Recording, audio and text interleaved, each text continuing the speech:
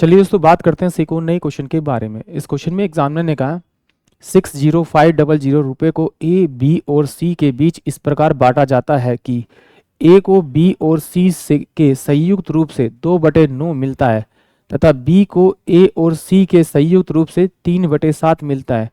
सी का हिस्सा क्या है, ये एग्जामिनर ने मुझसे पूछा है।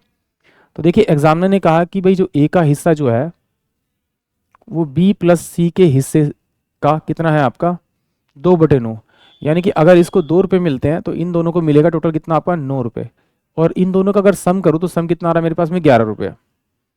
फिर उसने कहा कि जो बी का जो हिस्सा है वो क्या है, ए और सी के हिस्से का कितना है आपका 3/7, यानी इसका 3/7 निकालूंगा, यानी कि इसका हिस्सा 3 होगा तो इसका हिस्सा 7 होगा।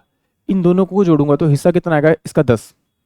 तो इसका मतलब है कि भाई ये जो टोटल हिस्सा है वो कितना है आपका दिया हुआ एग्जामिनर मेरे को 60500 दिया हुआ है। तो इसे 11 से काटूंगा तो 11 पंचे 55, 55 यानी 5500 रुपये।